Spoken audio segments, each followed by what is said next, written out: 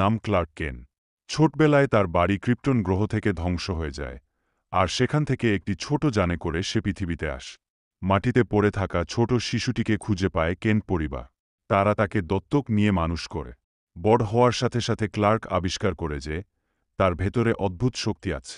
সে উঠতে পারে, পাহাড় ভেঙে ফেলতে পারে, গুলিকে থামিয়ে দিতে পারে, আর সবচেয়ে গুরুত্বপূর্ণ, সে পৃথিবীর সুরক্ষায় নিজেকে উৎসর্গ করেছে। একদিন সুপারম্যান জানতে পারে মেট্রোপলিস শহরে একটি বড় বিপদ আসছে। একটি বিশাল রোবট শহর ধ্বংস করে দিতে আসছে। দ্রুত সুপারম্যান সেই রোবটের দিকে ছুটে যা। রোবটটি শক্তিশালী, কিন্তু সুপারম্যানের সাহস আর নির্ভীকতা তাকে দুর্দান্ত করে তোলে। এক সময় রোবটটি সুপারম্যানকে আটকে ফেলে, কিন্তু ক্লার্ক জানে হার মানার ন। সে সমস্ত শক্তি দিয়ে রোবটকে ধ্বংস করে শহরকে বাঁচা। সবাই আবার হাসিতে ভরে ওঠে। মেট্রোপলিসের লোকেরা তাকে কৃতজ্ঞতা জানায়, আর সুপারম্যান আবার আকাশে উড়ে যায়, নতুন কোনো বিপদে মানুষের পাশে দাঁড়ানোর জন্য। এইভাবেই সুপারম্যান আমাদের মনে করিয়ে দেয়, সত্যিকারের নায়ক কখনোই পিছপা হয় না।